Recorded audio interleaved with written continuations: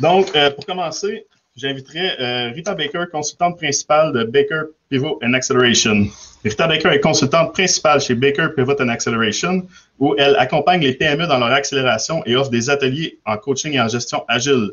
Elle s'implique également dans l'écosystème Startup à titre de cofondatrice et responsable du Cercle Lean Startup de Montréal. Fondatrice Mentor Montréal, ainsi que coach, mentor et juge pour diverses organisations de hackathon. Salut Rita, merci d'être là aujourd'hui.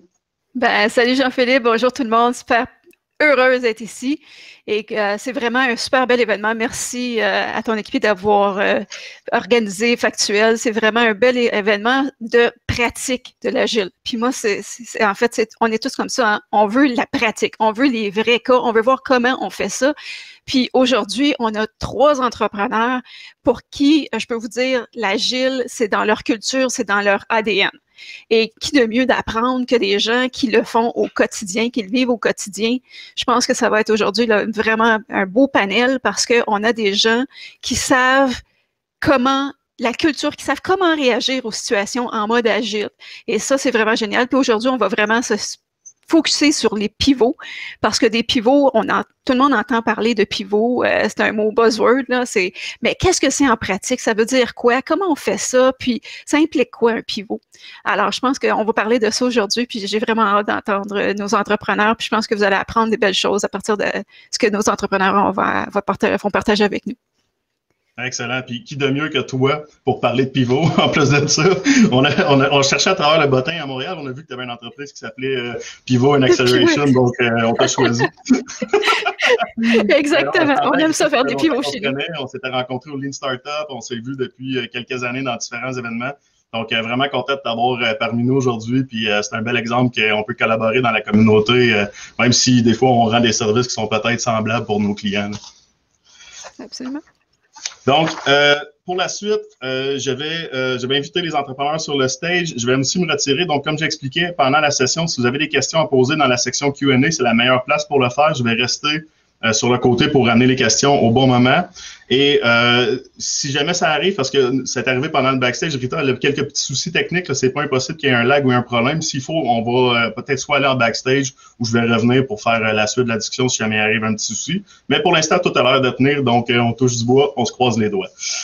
Merci Rita. Donc, premier entrepreneur, Milkana Brace, founder and CEO of Jargon. Milkana is a seasoned entrepreneur with over 2 decades of leadership experience in high-tech, high-growth businesses. She is the founder and CEO of Jargon, the platform enterprise used to build voice and chatbots. Milkana also held several senior leadership positions. She's passionate about building teams and products from the ground up and has been an advisor and angel investor for multiple early-stage startups. Bienvenue, Milkana.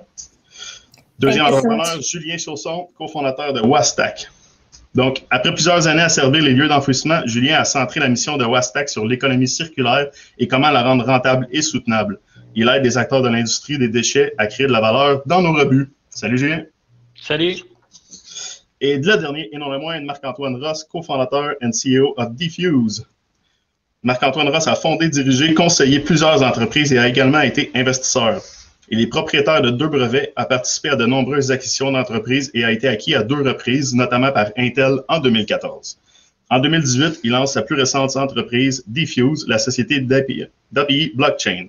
Il aspire à appliquer sa perspicacité d'entrepreneur technique aux problèmes de société les plus urgents. Salut Marc-Antoine. Donc, Rita, la parole est à toi. Je reviens s'il y a des bonnes questions-réponses dans le public. Je compte sur vous. Amis du public que je ne vois pas actuellement dans mon écran, mais participer, c'est super important.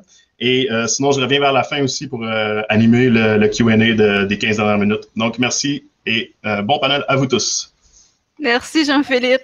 Et comme Jean-Philippe le mentionnait, si vous avez des questions, n'hésitez pas, attendez pas, mettez-le dans le Q&A. Jean-Philippe va les adresser. On veut faire ça aussi formel que possible.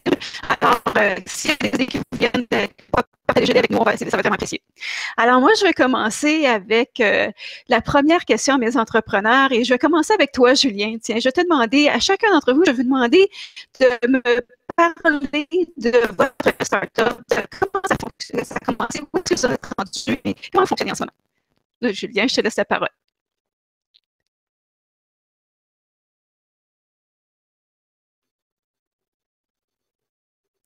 Tu es sur mute, je crois, Julien?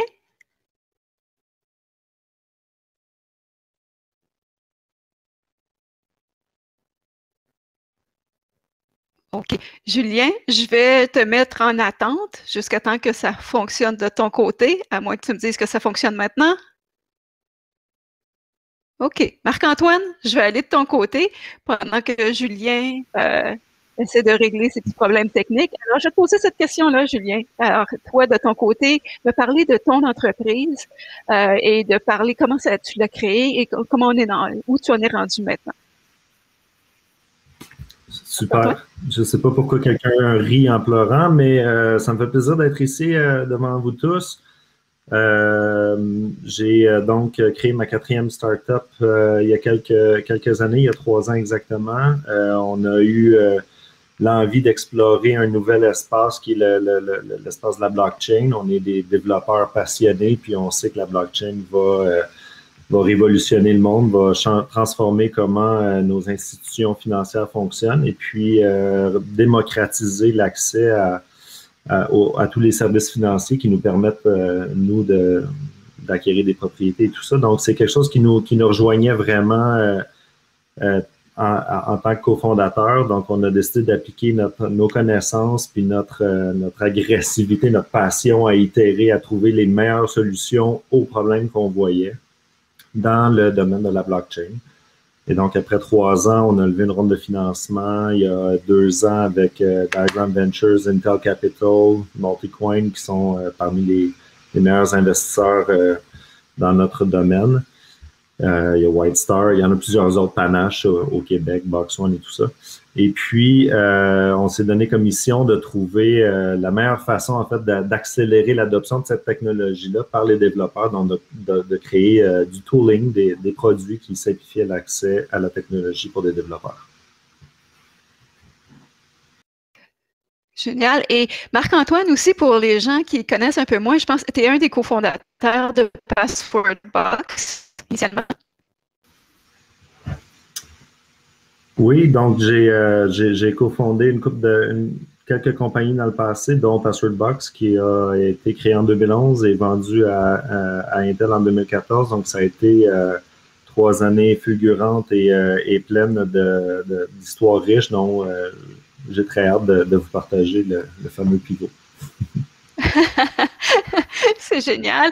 Et juste parce que je veux te faire parler un petit peu plus, Marc-Antoine, pour justement cette entreprise Diffuse, elle est venue de où? C'est parti de comment, dans la suite de tes différentes startups, c'est venu comment? Et là, tu parlais de Diagram, entre autres, je pense qu'un des partenaires, c'était un de tes partenaires chez Passwordbox également. Juste pour qu'on comprenne un petit peu dans l'écosystème dans lequel tu évolues et comment ça a aidé ça a contribué à démarrer aussi Diffuse. Super. Ben, effectivement, je suis un entrepreneur qui aime appliquer mes connaissances en technologie. Je suis quelqu'un, je pense, très, très pragmatique. Donc, j'aime trouver une solution simple qui règle un problème que je comprends, que j'ai envie, en fait, d'attaquer parce que c'est quand même plus le fun de travailler 80 heures semaine à régler un problème qu'on comprend, qu'on valorise puis qu'on aimerait éliminer. Et donc, dans l'écosystème de Diagram, j'avais la chance d'évaluer des problèmes ou des gaps sur le marché sous différentes métriques et puis d'essayer de trouver après ça, à assembler une équipe et à développer un prototype qui répondait le plus rapidement possible à la solution qu'on envisageait pour commencer à valider que c'était une bonne approche. Et donc, l'idée de Diffuse est venue du fait qu'on a réalisé que une blockchain, c'est une base de données qui est décentralisée, mais donc qui est une base de données sociale où il y a des millions de personnes qui peuvent interagir avec. Et puis, si on n'est pas capable de facilement interagir avec cette base de données-là, ça va être très difficile pour monsieur, madame, tout le monde de l'utiliser. Alors, le parallèle un tout petit peu avec Passwordbox. Passwordbox, on voulait simplifier la gestion des mots de passe pour monsieur, madame, tout le monde. Là, mon objectif, c'était de simplifier l'utilisation de la blockchain à des fins financières. Et puis, on a rapidement réalisé, quand on a commencé à réfléchir au problem space, on a rapidement réalisé en fait qu'il y avait un gros gap technologique entre ce que les gens veulent faire avec cette technologie-là, puis la façon de le faire. C'était très complexe réussir à aller chercher des données importantes. Et on s'est dit qu'on avait le talent pour faire ça. On avait un unfair advantage pour attaquer ce problème-là. Et donc, très rapidement, on a commencé à développer la plateforme et à se faire connaître pour cette plateforme-là. Excellent. Puis quand vous avez démarré Diffuse, est-ce que vous avez fait beaucoup d'expérimentation au départ? Est-ce que vous aviez des idées en partant qui se sont avérées soit correctes ou incorrectes? Comment vous avez fait votre processus pour partir? Ben, je vais admettre publiquement, j'espère que personne va véhiculer ça. Je pense qu'on a été meilleur à itérer. Dans le processus itératif, on a été meilleur chez Passwordbox que chez Diffuse au début de Diffuse. Au début de Diffuse, on s'est accroché sur une vision qui nous plaisait vraiment beaucoup. On le comprenait, on se disait c'est ça que ça va être, ça peut pas être autrement. Puis on a passé un peu trop de temps accroché à cette vision-là, en fait, à pas écouter ce que nos utilisateurs disaient. Et c'est seulement au moment où on a accepté d'aller chercher leur feedback ouvertement, là, vraiment aller comprendre qu'est-ce qu'ils voulaient. On a réussi à garder la même technologie, la même qualité de la plateforme, mais à la présenter ou à l'activer d'une façon qui était beaucoup plus compatible avec ce que nos clients s'attendaient. Et c'est tout récent, en fait, qu'on a vraiment réussi à créer le momentum que je m'acharne à chercher. Là. Ça fait 1 an et demi que la plateforme elle est live, là, qu'on a des utilisateurs qui payent.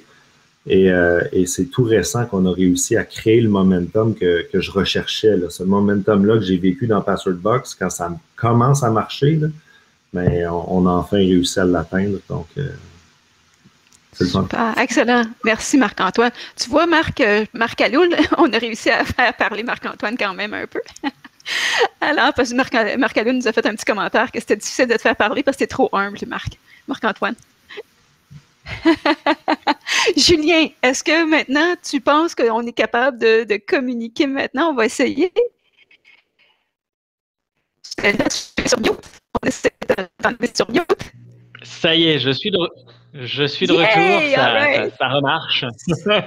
Ça fonctionne, génial. Fait que, Julien, c'est ça, je te demande, toi, si tu peux me parler un petit peu de ton entreprise, de Waystack, comment vous avez commencé, comment vous avez évolué l'entreprise, où vous en êtes maintenant. Oui, on est Waystack, on est une compagnie qui est partie en 2016. Au départ, on était une compagnie qui faisait du contrôle aviaire dans les vignobles. Et puis on a pivoté à plusieurs reprises. On a fait un pivot notamment sur le marché, puisque rapidement on s'est concentré sur les lieux d'enfouissement.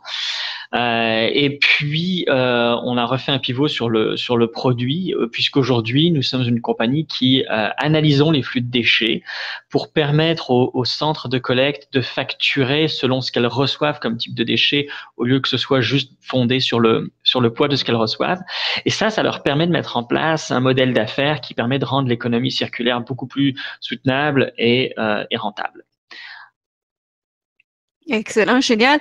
Et pour trouver ces besoins-là, est-ce que vous avez fait au départ, je ne veux pas vendre la mèche parce que tu vas nous parler d'un pivot important, mais avant ça, comment as-tu fait pour aller comprendre les besoins de ces clients-là? Quelles étaient les étapes, le processus où vous avez été chercher de l'information, valider un petit peu ce que vous pensiez, une fois que le pivot était fait, là?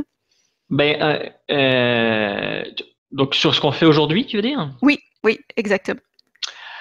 En fait, la première information, c'est toujours, surtout dans notre industrie, faut leur parler. Idéalement en face à face, aller sur le terrain puis regarder avec eux. C'est absolument crucial.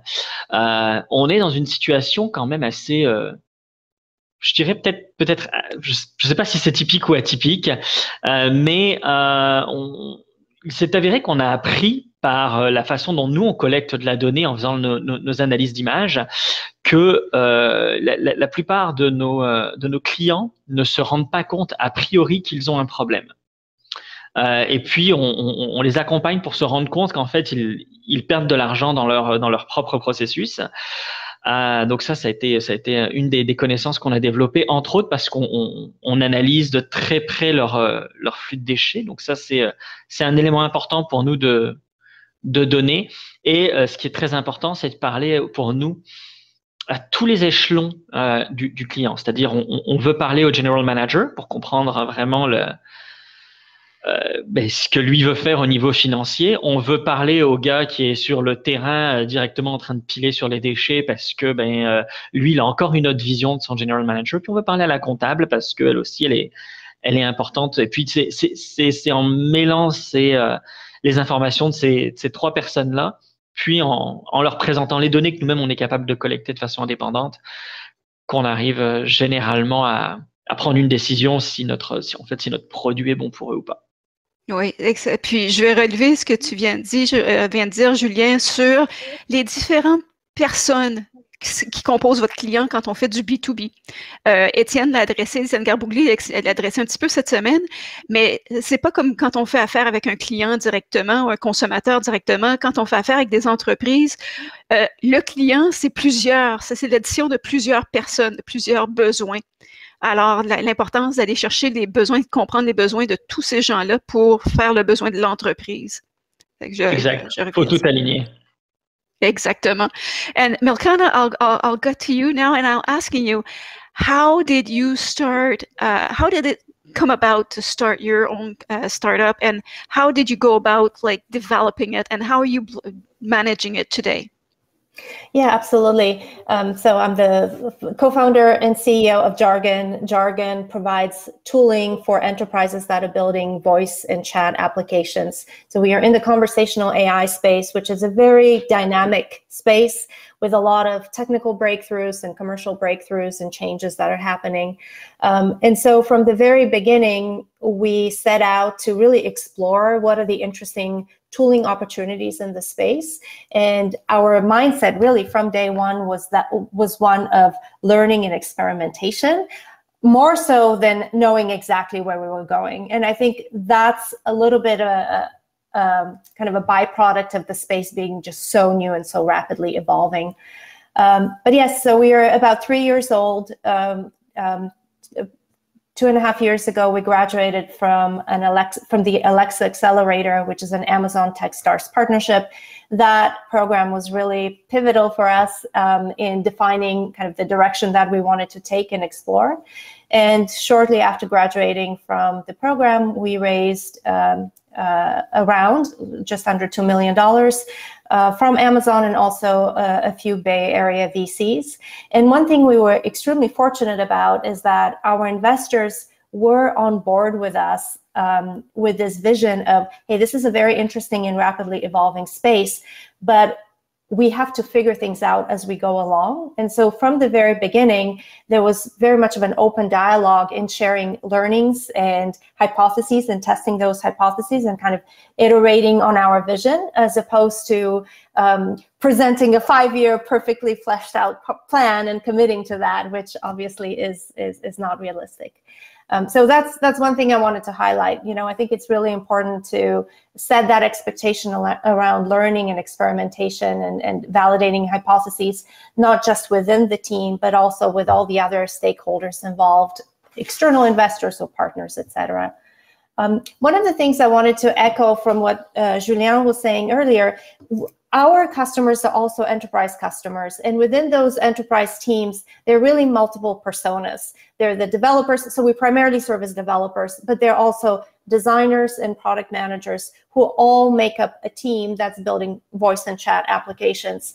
And it took us some time to really tease out what features are we building for what persona. And I have to say, one of the learnings we had was we were kind of thinking of the team as being way more homogenous than they actually are. So the individual personas on the team have very different needs, very different motivations, and very different reasons for using our product or not using our product, roadblocks to using our product. And so a lot of our kind of high-level exploration of the market was talking to the buyers, talking really to like the leaders, directors, VPs of conversational AI within the enterprises. So they were the ones who would make who had the budgets and who would make a purchase decision. But then the next level of exploration was really around kind of the core product development and core features. And that took a lot of iteration and direct conversations, indirect observations of how our product is being used by the different personas, by the different roles on the team. And once we kind of double clicked on that functional level of the users, not just kind of users at a generic level, we started to uncover some patterns that were really, really insightful for us. So happy to dig in more. Excellent. Thank you. Et moi, je vois aussi un thème un peu commun de vous trois qui parlait là, d'aller chercher de l'information auprès du client puis de bien comprendre le client. C'est cette humilité-là de dire on essaie pas les réponses. On essaie, on va voir, on expérimente. Et cette humilité-là, je pense, est nécessaire aussi quand on arrive à l'étape suivante, qui est quand on reçoit de la donnée qui ne correspond pas du tout à notre vision, qu'on avait des choses que les gens qu'on faisait pour faire un pivot quelque part.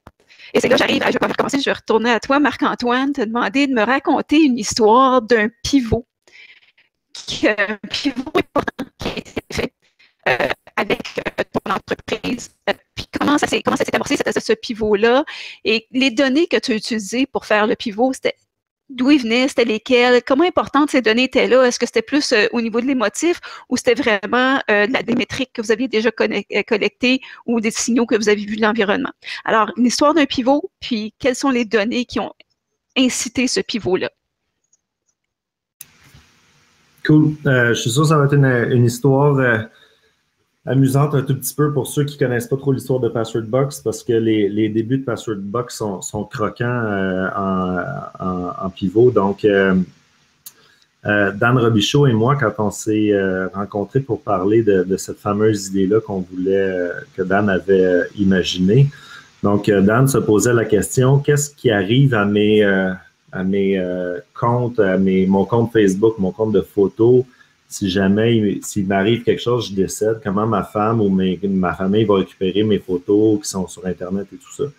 Donc, on s'est donné comme mission d'essayer de permettre aux gens de récupérer les valeurs digitales qui existent sur le cloud. Et puis, on a donc ensemble créé Forever Alive, qui était la première marque qu'on a voulu commencer à tester. Puis, on s'est dit, hey, ça, on pourrait faire ça, ça va être B2C, ça va rouler tout seul, pas besoin de 50 employés, on fait ça tranquille. Moi, je programme comme un fou parce que j'aime ça. Dan, il s'occupe de tout le côté business. Puis, on essaie de se créer un truc qui roule tout seul. Donc, on commence à développer, on décide d'engager un ou deux consultants nous aider pour aller un tout petit peu plus vite. On commence à tester Forever Alive. Et puis, nous, on avait décidé à ce moment-là de se concentrer sur les métriques R, donc Pirates for Metrics de Dave McClure. Et puis, donc, on se fait un dashboard avec notre funnel de conversion et puis on commence à acheter de la pub pour acheter des utilisateurs, voir comment ça se comporte dans le funnel. Puis, on a beau tester, changer des choses, modifier la landing page, changer la pub. Ça coûte toujours très cher à faire rentrer des users dans le funnel. Ils rentrent, mais ils ressortent tout de suite. On se dit, c'est impossible que ça scale, ça ne marchera pas. Donc, on a beau tester, on réalise que les métriques sont négatives, c'est pas possible. Puis, on se dit, il y a quelque chose qu'on ne comprend pas. Puis, c'est à ce moment-là qu'on a décidé d'aller commencer à faire le même pitch plutôt que de le faire online, d'aller avec notre laptop, montrer à du monde. À Notman House, à l'époque, on y allait très souvent. Puis, commencer à avoir du feedback. Puis, ce qui est arrivé, c'est qu'à force de parler avec du monde, on a réalisé que les gens, trouvaient ça super cool, notre histoire. Tu sais, tout le monde dit, c'est vraiment important, c'est vrai, qu'est-ce qui se passe si je perds mon compte Facebook puis mes photos quand je meurs? Mais on comprenait des gens qui, en fait, presque personne n'a de testament. Aujourd'hui, en tout cas de 20 à 40 ans, là, je fais le sondage régulièrement, les gens n'ont pas de testament parce que c'est important, mais c'est pas urgent. C'est quelque chose qu'on repousse toujours à demain. Donc, on faisait face à exactement le même problème. Gérer mes photos quand je vais mourir, c'est important, mais c'est pas urgent. Puis, je me souviens, à Notman House, il y a 2, 3, 4 personnes là, dans la même soirée qui nous ont dit « Ouais, c'est vraiment cool ce que vous faites, c'est important, mais c'est tellement compliqué les mots de passe. Vous ne pouvez pas m'aider à gérer mes mots de passe tous les jours. Il me semble ça, là, ça c'est urgent. » Fait que là, Dan puis moi, on s'est regroupés et on dit « Hey, si on faisait un password manager, les gens apprendraient à sauvegarder leur mot de passe de façon sécuritaire. Puis après ça, ils pourraient léguer leur contenu digital. Puis donc, on a transformé la landing page de Forever Alive. On a changé le gros headline, le gros H1 sur la page. On a dit « The best password manager ». Notre conversion rate, il a explosé. Les coûts ils ont complètement baissé. On a fait comme « OK, je pense qu'on vient de trouver ». On a refait un rebranding en Password Box. On a changé les features d'ordre parce qu'en fait, il fallait sauver les mots de passe d'abord. Puis ensuite, les gens invitaient des héritiers, ce qui faisait un super beau viral factor dans notre application. C'est là où on a commencé à vouloir accélérer parce que là, on sentait le momentum, on était excités. Puis là, on a fait appel à certains investisseurs, là, comme Marc Alloul, qui est pas loin, qui ont cru en nous, puis qui ont investi dans notre compagnie pour nous permettre d'aller chercher le marché qui était intéressé le plus rapidement possible. On voyait des compétiteurs qui ont commencé à sortir Dashlane, LastPass, qui sortaient à ce moment-là. Et puis, 2 ans plus ça nous a pris à peu près 1 an là, de l'idée au pivot, ça a pris environ 1 an. Et puis, 2 ans plus tard, on avait 42 employés quand on a vendu à Intel. Rita, je veux juste intervenir. Ton son coupe un peu, fait que si tu peux peut-être couper ta caméra, parce qu'on a des problèmes de son un petit peu avec toi, donc peut-être juste couper ta caméra, c'est... Le mien? Non, à Rita. Ah, la mienne? OK. Oui, exact.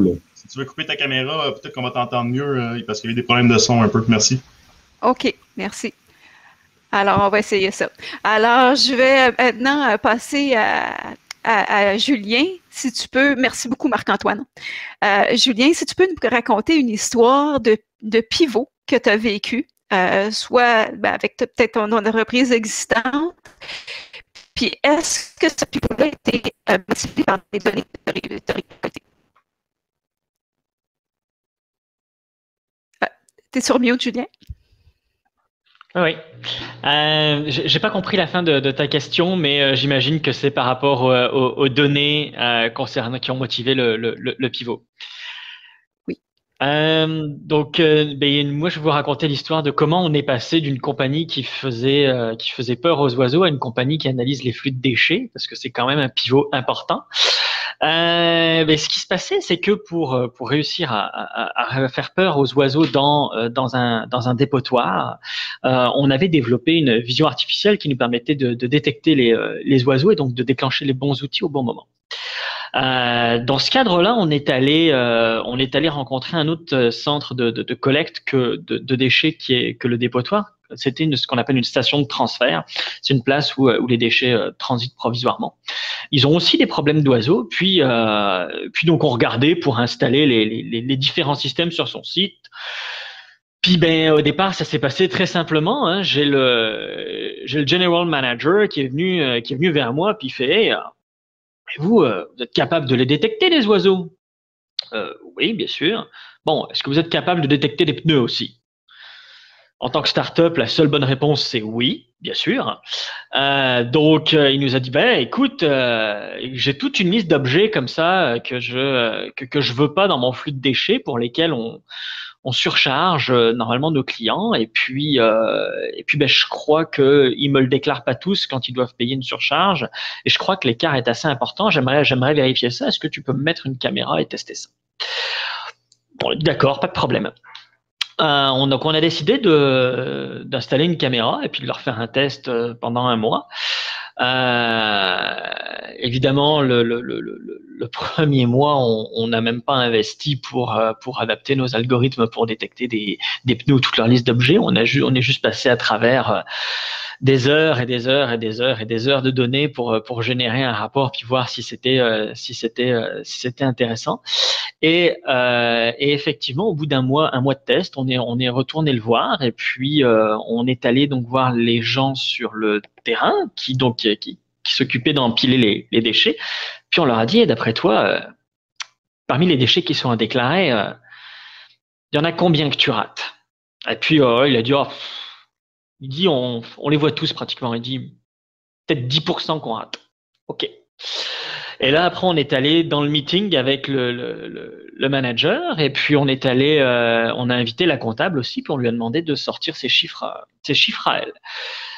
Et puis après, nous, on avait imprimé toutes les détections qu'on avait faites. En fait, on avait fait avait pris une photo, on avait tout documenté, puis on avait un dossier gros comme ça. Puis on leur a dit, ben voilà ce que vous auriez dû avoir de déclaration ce mois-ci.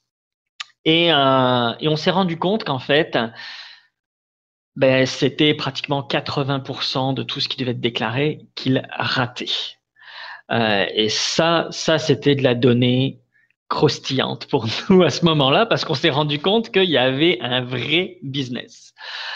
Donc voilà comment ça s'est passé au départ. La deuxième, là on s'est dit bon d'accord, mais comment on va monétiser ça? Est-ce que c'est juste ce client-là ou est-ce que c'est d'autres? Donc on a commencé à en parler à d'autres stations de transfert. Et puis là on a eu deux écoles. On a eu l'école de ceux qui sont comme ah oui absolument je veux voir. Et on a eu aussi une partie importante de gens qui disaient ah oui mais non mais chez nous il n'y a pas ce problème là. Et puis ben c'est là où nous on a appris aussi à éduquer le client sur le fait qu'il a le problème mais qu'il ne s'en rend pas compte parce que les gens sur le terrain en fait dans ces cycles-là, la priorité des employés, c'est rester en vie au milieu de toute cette machinerie, puis ensuite faire le cœur de leur travail, c'est-à-dire c'est pas de compter les différents objets qu'ils reçoivent, là, c'est de les transférer d'une place à l'autre. Et puis seulement après, ça venait dans leur priorité de regarder les différents types d'objets qui pouvaient être surfacturés. Donc on leur offrait la possibilité de venir mesurer ça, d'apprendre de ça. Et puis c'est comme ça qu'on a éduqué nos clients sur le fait que ils avaient un problème qu'ils ignoraient. Et donc quand on a eu assez de sites qui avaient le même problème, on a dit ok, là il faut vraiment basculer. Et ça a été accéléré avec la Covid. La Covid qui a exploser en fait ce qu'on faisait avant, puisque du jour au lendemain, on ne pouvait plus, on avait énormément de difficultés à déployer nos matériels de contrôle aviaire chez nos clients. Donc il y avait des enjeux logistiques, des enjeux sanitaires de se rendre chez nos différents clients, d'envoyer nos équipes d'installation là-bas. Donc ça a motivé aussi le pivot à aller encore plus vite que ce qu'il aurait été autrement. Wow. Ouais. Donc, la donnée a été vraiment essentielle dans non seulement le pivot, mais le développement de Waystack, à ce que je vois. Et oui, c'est dur quand on a des gens qui ne croient pas de les mettre devant l'évidence et qu'ils soutiennent leur argument quand les faits sont devant eux aussi. Oui, ça fait partie maintenant du processus de vente chez nous, de travailler en fait sur la donnée avec le client pour... Et puis on leur dit de façon très honnête, si tes gars font la job qui comme ils le perçoivent et qu'on n'est pas rentable, il n'y a pas de problème, on va être super content pour vous. À date, ça n'arrive jamais. Puis c'est pas de leur faute, c'est juste parce qu'ils n'ont pas les outils pour le faire. Exactement. Génial. Merci, Julien. Melkana, I'm coming to you now. And how has your company pivot been influenced by the data? And actually, what pivot did you experience, and how has data influenced whether you did the pivot or how you did that pivot? Yes, we did have a pivot about close to a year ago. And I would say it was kind of a 45-degree pivot, if you will. And this is how it came to be. So originally, our focus was on providing tooling for voice applications. So applications built on top of Google Assistant and Amazon Alexa and a few other voice platforms. And, when we first set out on this mission, those platforms were seeing unbelievable growth, unbelievable adoption. And actually, quite a few enterprises were spending experimentally, but were spending on developing voice applications and to see how they could take advantage of these new emerging technologies to reach their consumers. However, unfortunately, that buzz started to cool off a bit. And, we were working with about 80 enterprise teams, not as our clients, but as our advisors, prospects, really to understand their needs, to understand their very rapidly evolving needs. And so it became clear that those budgets that were originally there, they weren't seeing the ROI from those projects. And so some of the momentum was starting to kind of fade. And then COVID hit. And when COVID hit, everything changed. And it changed in that projects that came out of labs and innovation groups and those kinds of initiatives that are more forward-looking, more experimental, all of a sudden stopped, you know, du jour au lendemain, stopped. And then everything, all of those resources, all of the priorities were focused on digital transformation that was helping with something that is immediate and something that's proven. And so it became a very stark, very starkly different story in that while there was interest and there was momentum and it was a little bit kind of soft, but it was there, all of a sudden, you know, those projects, those budgets, that interest went away. And so for the first months after COVID hit, we were kind of in a wait and see mode because you don't want to also overreact, right? A pivot is an expensive commitment, right? It's you have to change your way of thinking. You have to know where you're going. Like you don't want to just pivot for the sake of pivoting, because I've seen that also, and that's no good either. You know, it has to be thoughtful. It has to be purposeful. And so we didn't want to overreact. We were very much in a wait and see mode, actively talking to these customers, and they were in a wait and see mode too. And then after a few months, it became pretty clear that you know, those voice projects were not going to come back. But so the question was, what do we do? And so we decided to leverage the relationships we had already built with enterprises and to learn where they were directing their resources to. Like the same people that we were speaking to earlier, like what were they working on now? And overwhelmingly, they were working on building chat applications to support mostly customer support, in some cases internal operations as well. And these were kind of new generation chat applications in that they were far more intelligent, like really leveraging pretty advanced conversational AI. And so we decided to extend our tooling to support those kinds of applications.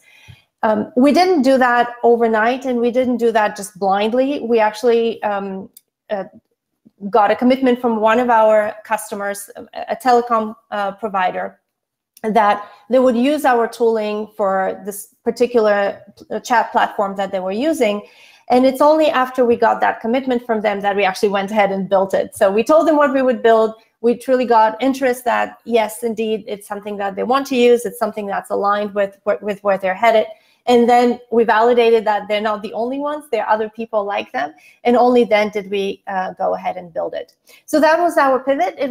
We were able to salvage quite a bit of our product and really extend it in this new direction as opposed to completely throwing it away. But one thing I would say is that in addition to everything that was shared by Marc-Antoine and Julien earlier, I wanted to say it's not just about talking to customers. It's not just about looking at the data. And it's not just taking their answer at face value. It's also listening to the urgency with which they communicate their problem. So a lot of people will tell you, oh, it's a great idea. I'd love to see this happen, you know? But is it a vitamin or is it a painkiller? You know, are you offering them something that's nice to have, or are you offering them something that is essential, that is vital? And oftentimes when you're just listening to the answer, that may not be apparent because people don't want to break your heart. They don't want to hurt your feelings. And so you have to be like really, really committed to getting to the bottom of how urgent is this for you? If you're selling to the enterprise, the question is like, okay, you individual may like the idea of this product or may like the product, but do you have the budget for it? Are you going to get fired if you don't solve this problem? Are you going to get promoted if you do solve this problem? Like those are really far more interesting signals than what they tell you at an individual level.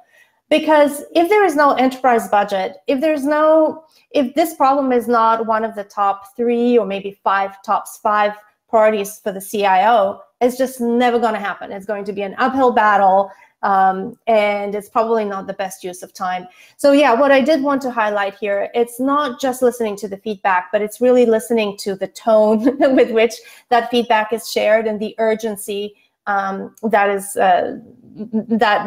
is experienced by the end customers. Awesome comment, Milcana. Thank you so much. It's really so important. What you just said, vous trois, je vais reparler en français. Les trois, tout ce que vous avez pu dire, je vais fermer ma caméra, la caméra. Bon. Alors, tout ce que vous avez pu dire, les trois, l'aspect de la donnée et pas juste la donnée, le contexte de la donnée et le ton sur lequel l'information est donnée, l'urgence, tout ça, donc on peut voir que c'est pas que la donnée brute, là, c'est tout ce qui vient autour, le contexte et la façon que c'est communiqué qui sont aussi importants pour prendre nos décisions de pivot. Jean-Philippe, je ne sais pas, est-ce qu'on a d'abord des questions? Je pense qu'on a une question de nos participants. Moi, j'ai plein d'autres questions pour eux, mais peut-être laisser la chance à nos participants, à nos auditeurs de poser une question aussi. Oui, il y avait une question qui peut s'adresser à tout le monde. On cherchait à savoir, ça avait été quoi l'élément déclencheur pour vous d'aller vers vos clients? Donc, à quel moment vous vous êtes dit, ça marche pas, je vais aller voir mes clients? Ou c'est quoi qui a fait là, que vous avez vraiment dit, OK, là, il faut vraiment qu'on comprenne qu'est-ce qui se passe chez nos clients? I'd like to take this because from my experience, it's not when things are not going well that you go to customers. It's before you even get started, before you even start a business, before you build a product, before you envision a feature. It's all about getting as much signal and as much validation as possible before you spend the resources to do that.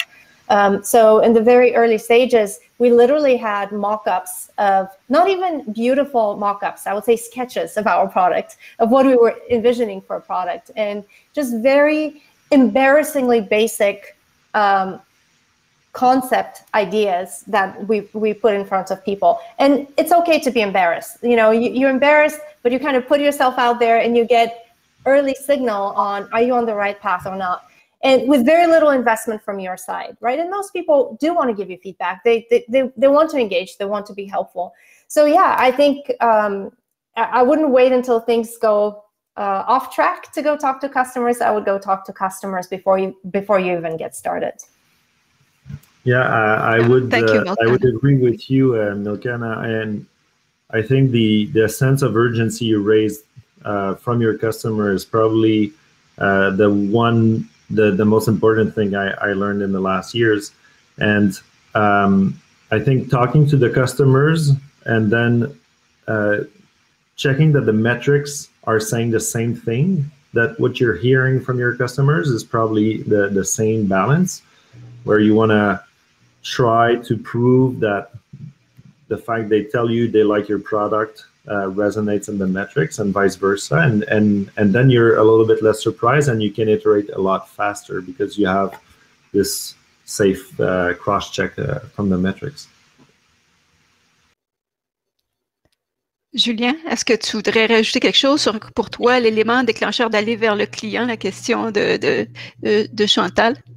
Au départ, pour nous, c'est très proche de ce que Milcana a dit, c'est-à-dire qu'on y est allé, on y va toujours très tôt et on parle toujours très tôt aux clients. Mais la raison même, c'est qu'au départ, on est donc parti pour aller dans l'industrie de l'agriculture. On est allé parler au lieu d'enfouissement et à toute l'industrie du déchet, pas parce qu'on avait une grande vision pour l'industrie du déchet, mais tout simplement parce qu'il y avait des oiseaux à l'année longue au Québec dans ces sites-là. Donc des fois, vous allez parler à votre bon client par hasard. Donc allez toujours de façon genuine vers les gens si vous pensez qu'ils peuvent vous aider. Et puis après, ils vous diront oui ou ils vous diront non. Donc, nous, c'est comme ça que ça s'est passé au départ. Peut-être, si je peux me permettre, Julien, parce que je connais un peu l'histoire de votre pivot. Ouais. Je me rappelle aussi que tu m'avais expliqué qu'à un certain moment, vous aviez des ventes, mais il y avait comme quelque chose qui ne marchait pas. C'est comme tu avais des ventes, mais le pipeline n'avançait pas aussi vite que tu voulais. Ça avait été un élément déclencheur pour toi de retourner voir les clients encore, puis là, vraiment de comprendre pourquoi ça ne décolle pas comme j'espère que ça décollerait. Est-ce que tu veux peut-être élaborer là-dessus? Oui. Alors, en fait, on s'est rendu compte, donc pareil, en référence à ce que disait Milcana, que ce qu'on avait, c'était un gros problème qui, au niveau légal, les clients étaient obligés d'agir dessus. Mais il était considéré comme un nice to have parce que s'ils résolvaient pas le problème, non seulement ils n'étaient pas virés, mais en plus de ça, ils étaient même pas puni par qui que ce soit. Et donc, on s'est rendu compte que c'était seulement les clients qui étaient les plus avancés dans leur processus écologique qui allaient adopter le produit, et les autres avaient un cycle de vente particulièrement long. Alors, on a réussi à créer un momentum de ça qui a été quand même, qui a quand même permis de décoller à la compagnie, même s'il a été brisé par le Covid. Mais ça nous a permis, entre autres, de rencontrer énormément de personnes dans l'industrie et finalement d'identifier le pivot qui fait qu'aujourd'hui la compagnie va bien. Il y avait une autre question, Rita. Pour ceux, je pense que vous avez vous avez eu des investisseurs. Comment est-ce que vous avez réussi à vendre l'idée à vos investisseurs ou à vos associés, peut-être même, que vous vouliez aller apprendre de vos clients et non que vous vouliez aller nécessairement vendre au début chez vos clients? Donc, comment vous avez vendu cette idée-là à vos associés ou à vos propres investisseurs? Elkanah, do you want to take this one? Because I think I heard you comment to this and how pivoting impacts your investors and telling them about, you're not sure anymore. You're just going to try something out. Sure, absolutely. So first of all, I think it's really important to find the right investors. And so obviously this kind of approach is not going to work for everyone. So in our case, our lead investor is very much of an early stage developer tooling investor who had supported Twilio very early on, Auth0. Like these are, developer tools that have done very well.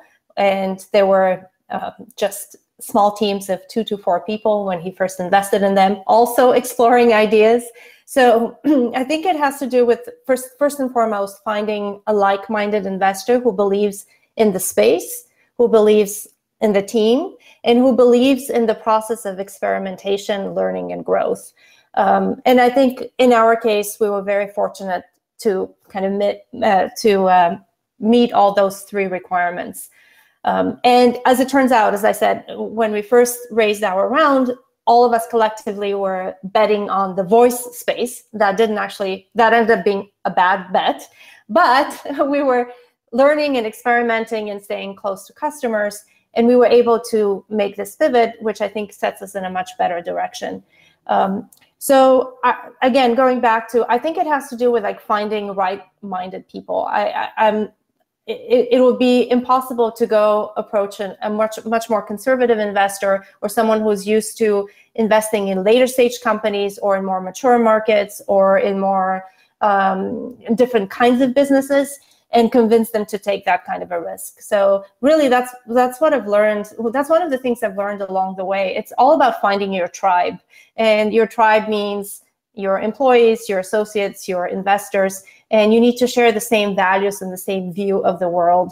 It's very difficult to fundamentally change someone's view of the world and convince them that they should come join you. They kind of have to see more or less the world through the same lens as you, and then it becomes a much easier conversation.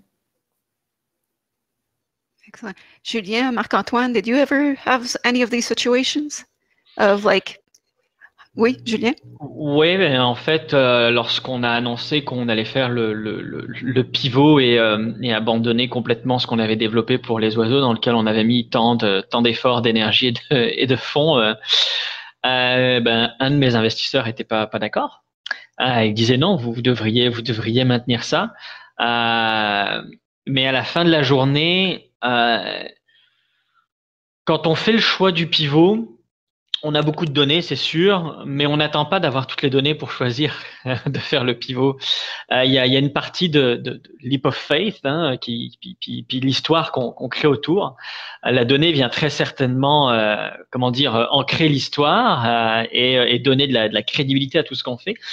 Mais on fait ce saut-là. Et puis à la fin de la journée, comme on a choisi nos investisseurs font partie de notre tribu, comme dit Milkana, ils nous font confiance pour prendre les bons choix pour la compagnie. Donc ça c'est à la fin de la journée, ça s'est très bien passé. Puis on est tous alignés maintenant sur le fait que le pivot était le bon choix à faire au moment où on l'a fait, même si c'était pas évident. Mais effectivement, la donnée a énormément aidé quand même à à justifier la décision et à pas rester enlisé d'un bord comme de l'autre sur nos positions. Parfait. Marc-Antoine, voulais-tu ajouter quelque chose ou tu veux… Oui? Moi, j'ai pas eu beaucoup de défis avec des investisseurs parce que la plupart des investisseurs, je pense, avec qui j'ai travaillé, c'est ceux qui ont confiance qu'on a une équipe qui a le grit, là, qui a la passion d'attaquer un problème, puis qu'on sait pas trop comment on va vraiment réussir à l'attaquer, mais on sait qu'on va itérer, qu'on va tester plein de façons en espérant trouver la bonne. Moi, je suis curieux d'entendre Milkana sur un truc que j'ai souvent vu avec des entrepreneurs, surtout moi quand j'étais plus jeune un peu, mais je le vois encore à répétition, c'est le challenge entre balancer la vision, notre belief qu'on a, on va révolutionner le monde avec ce produit-là, on est sûr, on est convaincu que tout le monde va le vouloir, versus le feedback qu'on reçoit de nos customers qui n'ont peut-être pas encore compris, qui n'ont peut-être pas encore fait le pont, le saut. Puis, et puis Julien aussi, comment vous avez jonglé entre ces croyances-là versus le feedback généralement négatif au début de l'entreprise?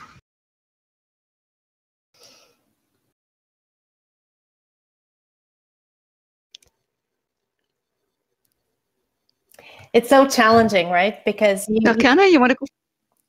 Because I think Julien was saying earlier that part of his sales process is to educate the customer, right? So that you have to bring them along. You have to open their eyes to the fact that they have money that they're leaving on the table or they're dealing with some inefficiency. That said, it's much easier if they have already arrived at that conclusion themselves. And I'm in the same boat in that I have to educate some of my customers. And it's a painful and expensive process for an early stage startup, right? It's much easier if they have, again, it goes back to that vitamin versus painkiller. If they already have an acute pain and you're fixing their problem like right then and there, it's just like a much easier sales cycle, especially in the enterprise context. But yeah, I think it's a bit of a give and take. Like you do as an entrepreneur, as a visionary, you do need to be driving that better future that you envision that is going to make everyone happier and better and more efficient and whatever problem you're solving for. But at the same time, you cannot be too far ahead from everyone else. You need to pull people along. And if there's too big of a gap, then it's just not going to work. You may be right, but it's just not going to work. And one of the most challenging aspects of entrepreneurship is not, do you have a good idea, but it's about timing. Like, is it the time for that idea to take off now? Or are you too late or are you too early? And oftentimes the most ambitious and the most visionary entrepreneurs are a little bit too ahead of their time. And so either they find capital that is very patient and is going to continue supporting them until the world kind of catches up with them. Or they need to scale back their vision a little bit to become closer to where everyone is today. Because ultimately, if you don't have clients, you have to kind of push your clients along. But if you don't have clients, you don't have a business. And if you're too far ahead, you're just not going to be successful. But it's so tricky. It's so very tricky because you want to be just far ahead in that you're capturing that amazing opportunity.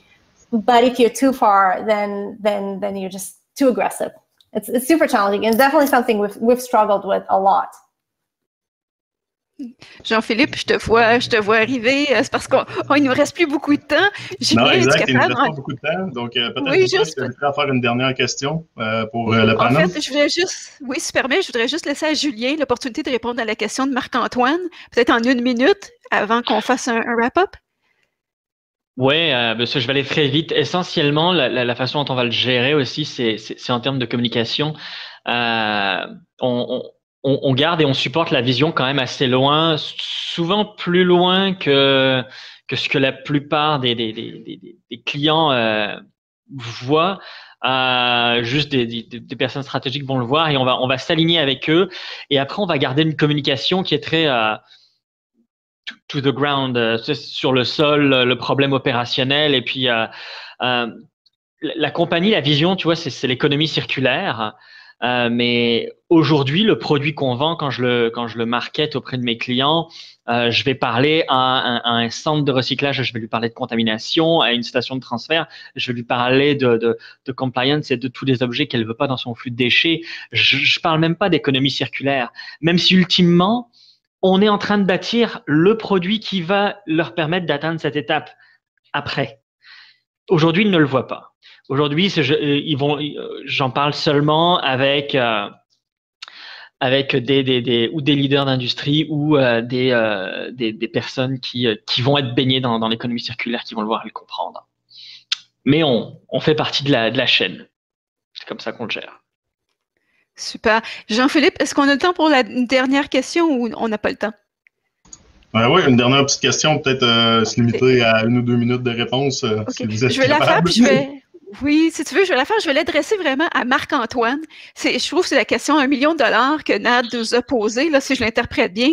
C'est à quel niveau de données est-ce qu'on est capable de savoir qu'il faut faire notre pivot? Quand est-ce qu'on sait vraiment qu'il faut faire notre pivot?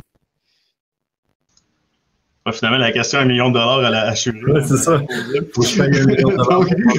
C'est la question que Nad avait posée dans oui, je suis en train de la lire.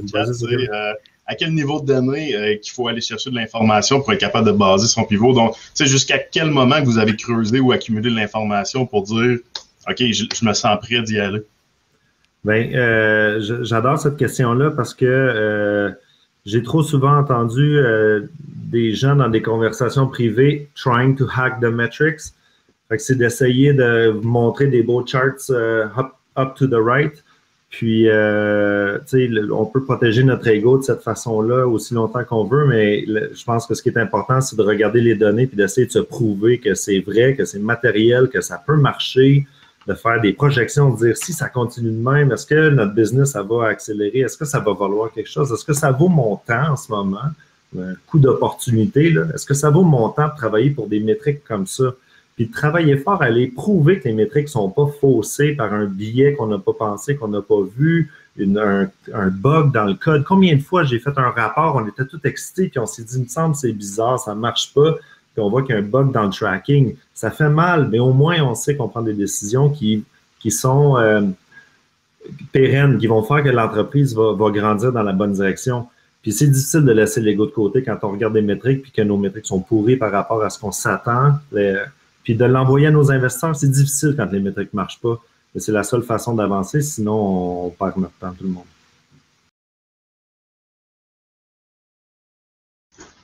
Est-ce que, Mikana, est-ce que Julien, est-ce que vous vouliez répondre à cette question-là aussi?